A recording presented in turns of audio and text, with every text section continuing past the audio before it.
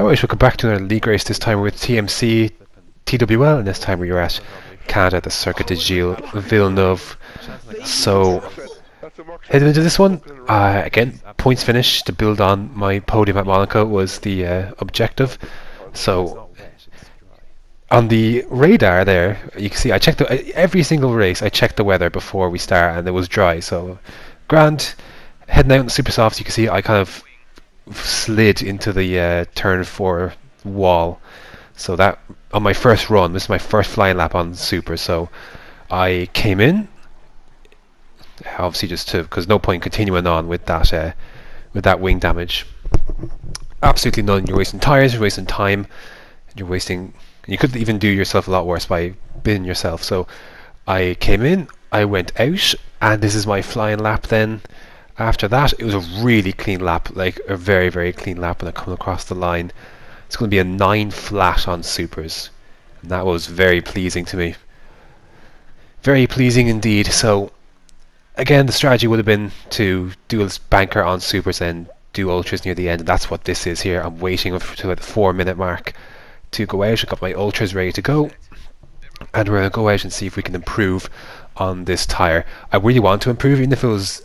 I want to improve because I didn't want to start on supers because even if I could have stayed in the top 10, which I could have, I'm telling you now, I would have stayed in the top 10 if I had done supers, but a safety car would have absolutely screwed me, an early safety car. So first lap we had a terrible lap chicane, and the lap itself wasn't too great, so we did an 8.9, and I thought this lap right here was going to be the one, because a brilliant exit out of turn 2, and I'm thinking, yes, this could be a really good lap, but I got too excited and I took too much of the turn 3 curb and validated my lap, and that was it. So I actually I remain P7. No one else improved, but thankfully I got a lap in on those ultras, because that was really key. Although maybe not, as we'll discover during the race. But anyways, there's a qualifying order. Tekken, I was so relieved was behind me, because I was desperately afraid if I was behind him, my race would be ruined, because Tekken's back for the first time in a while, and I do not want to be behind him in any capacity whatsoever. So we went into the race. Planning was the one stop. You see a bit of rain there coming near the end of the race, so I think we're going to have 28 or something. Possibly the rain could be coming, but it looks like it could disappear. So would we even need inters? Judging by that, that's what it looked like. So that's where my head was at. I thought, okay, so I'm going to do my normal strategy, and then one stop, supers at 14 or so, and we'll see how we get on. Probably would have got ahead of Leclerc here. So, but actually, a nice look before the race even started was that Leclerc in front of me actually disconnected, so he wasn't able to race, and that was unfortunate. But I took it in my stride, because yes, there's this gap where I can immediately pull to the right and cover off Tekken, because Tekken was on the hypers and I was afraid of his start. It could get me. Excuse me. So that's where kind of everything my head was at, kind of thinking I was worried about Tekken off the line, and that was that. So let's find out how I got on then. 3, 4, 5 red lights, and away we go instantly. I go to the right to cover off any threat, and I'm going to drift back into the middle again, just being very cautious into turn 1, letting the guys in front do their thing. I had a feeling they would kind of drive away anyways. Medium pilot Bugatti, Paco, Wizzlick and DeKeepa. So this first lap is just about keeping Tekken on the hypers at bay, but also, and this is the objective going in, to minimize corner cuts and penalties to the absolute extreme. My big objective was to not get any of those, so I took a lot of this early stage a lot slower than I normally would, just purely based on that reason. You see Tekken's got a good run there, heading out of turn 6, I believe. I have to go in the middle of the track to defend it, but he's still right there as we head down to the hairpin to end sector 2. He's right there. I'm just showing him the outside, not giving him any temptation to go through. He's not going to be able to get by there. Again, drifting out to the right, left-hand side, make sure he can't really get anything on me. Had to put into overtake into ERS, because he was getting quite close, and the longer this straight went on, he was pulling out to the right. Okay, overtaking is stupid here. You could pull back to the racing line. He's going to have to back out. And I could take it then like that, and that was a decent chicane. Despite having him there, I had to trust that he wasn't going to go for an overtake there. He didn't. And again, defend it into turn 1. And now, heading on to lap 4, the thresh is over from behind, 2 seconds ahead, and I'm sticking it within the DRS of DeKeepa. So that was pleasing to me, that early stages keeping up those guys, and I was managing as well, ERS and penalties and the such, not to get any of those. Lap 5, a couple of guys in front are on hypers, Bugatti I think being one of them, and he has had a problem on this lap. Either his hypers are dead or he has some sort of contact somewhere and damaged himself. So DeKeepa then nips by him, and then I'm going to hope to do the same soon. There he goes, clatters into a wall I believe there.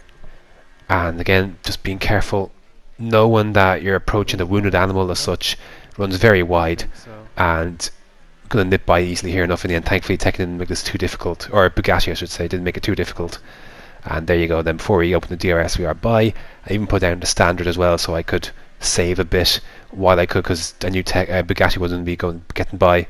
And that actually is my my first warning I should say. I'd only get one more for the rest of the race, so that was kind of like an early warning for me in a sense as well, like oh shoot, you have to be really really careful. Anyways, gap in front, I've keep us out of my DRS, and then RW is 4 seconds or so behind now. So rain actually, as it turned out, was coming a lot sooner than everyone expected. So 10 to 15 minutes or so was the forecast Jeff was giving me.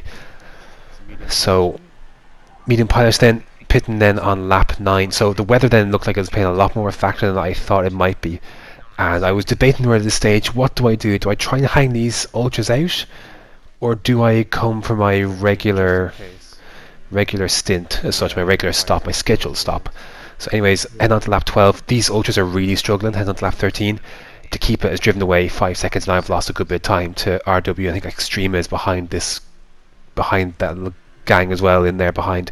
So lap 13 I made a compromise. Lap 13 I was going to come on, put the supers on instead of lap 14. DeKeepa had the same idea, pitching in front of me, and I didn't want to risk putting on ultras just in case it didn't rain, or it didn't come to the point where we had to cross over tyres and I could still go to the end. So played it safe, put on the supers, and out we come. There's a nice little gap I could fit myself into between my teammate and I believe that is Merck, and that's what happened. So although I was a little bit closer to my team than I would have wanted, but he's been on these tyres since lap 2, his supers, so I knew I would be catching him, and big thanks to him, he pulls over, lets me by, and yeah, so he lets me by, and then I'm making a bunch of other drivers pitting this lap as well, like of RW, Extrema, etc. and the such. There's Renault there as well, rather, and I can pop back into P5 then. So looking good, lap 15, but the rain is coming quite soon. And lap 17 then, there it is. Well, there it is. So lap 17 then. So I don't know if you watched. I had a race at DNS as well, where it was very similar conditions, and it never really got to the changeover point. So I asked Jeff what the story was, and the rain was going to stay for 10 minutes. I thought, okay, I can hang this out. But the thing was, and this became clear quite quickly, is the rain was actually coming down harder than I thought it was. So we're only on lap 19, with a lap and a half of rain, and we're already 2 seconds slower than what our fastest lap is. So I thought, ooh, we might have to come into inters because the track is not in a good way. Lap 19, 4 seconds slower through 2 sectors. So Jeff then was suggesting a strategy change, and it's definitely time to swap these for set inters. So I was observing who's in front of me. Weasley was coming in, Medium Pilot was coming to the pits as well, and Paco and DeKeepa decided to stay out, and I speed into the pit lane because of my spanner. It took longer to slow down than I thought, and there you go, perfect time then, as DRS has been disabled. That's great and all, but I've sped into the pit lane, and that's not good. So there's a 5-second penalty to serve at some point in the race, and yeah, not fantastic, but we are going to emerge into 5th. Look, I guess the thing is, it was wet. Obviously I should have approximated that. I should have approximated for the fact that it wasn't going to work out like that. I should have given it a bigger more track to slow down. Anyways, heading on to lap 20 then. So a lap later, Paco and DeKeepa have probably, in hindsight, made the wrong choice, staying out that extra lap, and Aaron going to take advantage because there they are, just about to exit the pits course at the shortened run, then going straight into turn 2. There's Paco, and then I didn't even see DeKeepa on my left, like, so that was a surprise. But I slide in between the both of them, so happy days. But I knew I had a penalty, so that was going to be difficult. And I honestly expected Paco, he would drive past me, but that wasn't the case as it turned out. But before that, lap 22. Again, I think I'm on 2 warnings at this stage. DeKeepa has a moment with the wall, I think, or a very sloppy moment there at the end of sector 1. Not allowing me to get close, but not close enough to make an overtake. And then DeKeepa's going to have a second moment then heading out of this corner. Boom. And then I'm going to nip by, almost into the back of him. But nip by, then that's me into P3, and then Paco in P4. And I think what Paco was, he wasn't able to touch me in the wet once he was behind me. Like, that was the thing. He wasn't able to touch me. And I just checked a few things. I checked the weather. Jeff was saying another 5 or 10 minutes for this rain. I thought, okay, maybe this won't disappear. Maybe we're on these tires for the rest of the race. So but just in case, I selected my tires for ultras in case that we did go back to racing, because that would be the best tire. So here, just checking out lap 25, just checking out Paco behind. As it turns out, Paco's got a 6-second penalty. Oh, he's got 6 seconds worth of penalty. So I thought, excellent, that's exactly what I need to hear. And he's behind me on track. I've only got 5 seconds. So lap 26. Virtual safety, that's what this is. Sorry, I had a blank. I was wondering what happened here. A virtual safety car was deployed. No idea what for. I cannot remember for the life of me. But I had to. Now this I had to make sure, like, whatever you do, do not flip and make sure you're in the red, because you will get a drive through, and that would actually ruin your race. Rather than a 5-second stop go penalty for speed in the pit lane. So, anyways, we go green again, and Paco was getting close, and then. But it wasn't able to get me on the restart. Rain did stop, and then lap 28, you can see here the track is drying out, so it looks like we will be on dries to end this race. I did not take the plunge. I looked at the others in front of me. I thought, no, it's not time. Paco is coming in, and Extrema as well. And Extrema's come into this battle as well. He was behind Paco, and he's been gradually catching up each time. So, or gradually catching up as the kind of the wet stint progressed. So I was wary of an undercut. Now, at the end of Sector 2, the DRS has been enabled. So I felt like I timed this pretty well, all things considered. And now we're going to go for some live radio. Right, okay. Oh, I had to service 5. Oh, I'm serving my 5-second stop go this time. Oh no, my teammate. Fuck. He's going to get screwed. Sorry, man. That's going to be rough. Oh. We're double stacking again. So that was unfortunate. I forgot, of course, I had to serve my penalty, and my teammate, of course, has to pit as well, and gosh, got stuck. So serving that penalty, there goes Paco, there goes Extrema. Extrema's ahead of Paco. So I was on ultras there on hypers, and I thought there's a good chance they could die by the end of the race. I felt very comfortable going on the hyper and the ultras. It's just a sturdy tire, going from wet to dry. I felt like I was in a good position, and I knew that Paco had 6 seconds penalties. Didn't know what Extrema had. We'll find out in a sec. But my big thing was to avoid that third warning to get that penalty. So, anyways, I took the chance as Paco got by Extrema. Took the chance then to check what the penalty situation was for Extrema, because that was something I didn't know at this stage of the race. So let's find out what it is. 12 seconds of penalties. Yeah, I'm gonna chill right here. It's Paco. Paco might drive away now that he's cleared Extrema, but I don't really care.